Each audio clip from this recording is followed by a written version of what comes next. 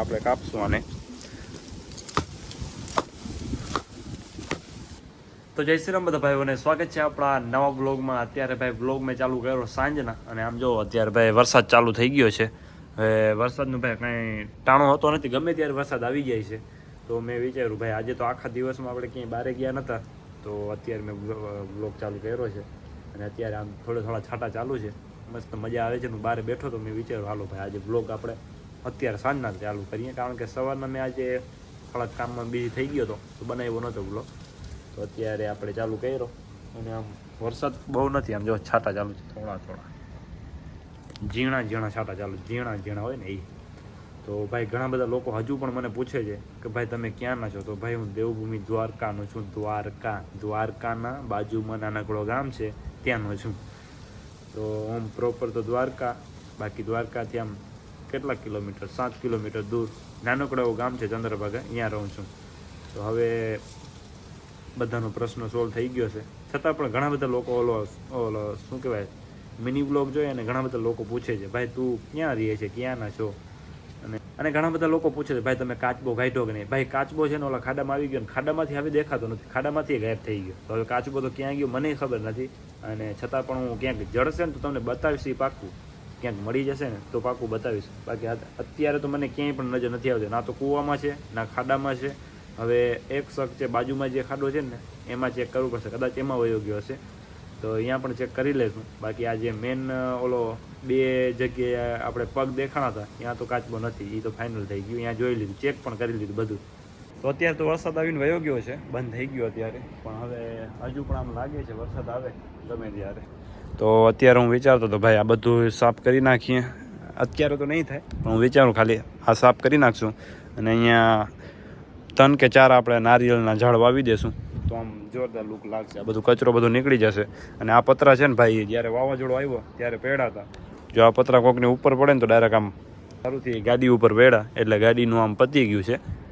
ગાડી ઉપર પતરા નહોતા પડ્યા, આજે ઉપર આમ ઓલા ગજિયા રાખેલા હતા ને એ પડ્યા હતા. જો આની ઉપર પણ આમ પતરા હતા, અને પછી એની ઉપર ઓલા ગજિયા રાખેલા હતા. આનું છે ને પતી ગયું. આમ જો એક તો આ તૂટી ગયો પંખો, અને પછી અહીંથી આ મોરો તૂટી ગયો. તો 2 વસ્તુ થઈ આ નુકસાન. અત્યારે તો પતરા ઉતારી અને નીચે રાખી દીધા, કારણ કે ભાઈ આ ગમે ત્યારે વાવાઝોડો આવી શકે છે, કાંઈ નક્કી નથી. વાવાઝોડો આવે, ક્યારેક વરસાદ આવે, કાંઈ નક્કી જ નથી રહ્યું કોઈ વસ્તુનું, ગમે ત્યારે આમ આવી શકે, મન પડે ત્યારે. તો બધું ઉતારીને આમ નીચે રાખી દીધું. પતરા અહીંયા પડ્યા છે, ઓલી બાકી લાઈન પડી છે પાણીની, તો એ લાઈન ખેતરની છે, અત્યારે આમ ઘરે પડી છે. જ્યારે આપણે પાણી પીવાનું થાય અત્યારે તો વાંધો નથી. માંડવીમાં આમ શું કહેવાય વરસાદ થોડો ટાઈમ આમ થાય રાખે ને તો પાણી ના પીવડાવવું પડે. આજે તો વરસાદ આવી ગયો છે જોવા, તો વાંધો નથી અત્યારે. અને અહીંયા પણ આમ મોટો ઝાડવો હતો નારિયેળનો, આના જેવડો જ હતો. જો વચ્ચે છે ને એવડો થઈ ગયો હતો, પણ ભેંસ આવી પતાવી નાખ્યું, અત્યારે સાવ કાઢી નાખ્યું. હવે પાછું અહીંયા વારી 3 કે 4 વાર વાવ્યું અહીંયા નારિયેળ, પણ ભેંસ આવે કાં ગાય આવે, આ ડેલી ખુલ્લી હોય એટલે આવી જાય. અત્યારે ભાઈ અમે આ ઝાડવો કાપીએ છીએ. જો આ છે ને આ બાજુ બીજો ઘર છે, અહીંયા નળે છે બાથરૂમ ઉપર, હું આપણો મેંદુભાઈ ઉભો છે, અને દેવભાઈ અહીંયા લાડકી કાપે છે.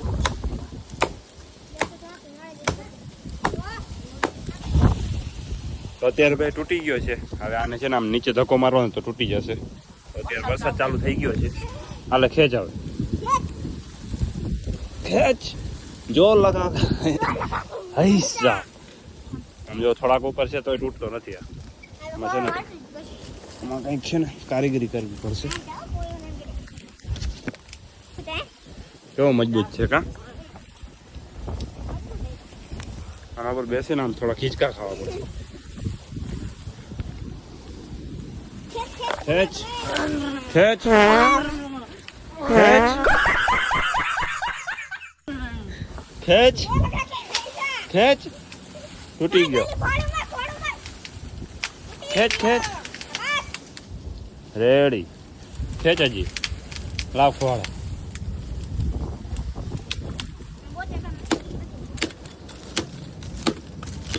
આજે નાનકડો બ્લોગ હતો, પણ આપણે કન્ટિન્યુ નાખવાનું છે, એટલે કંઈક ને કંઈક નાખવું પડે, તમને મજા આવી જોઈએ. બાકી ભાઈ આજે કાંઈ એટલો ખાસ નહોતો, પણ તમને થોડીક મજા આવી ને તો લાઈક કરી દેજો.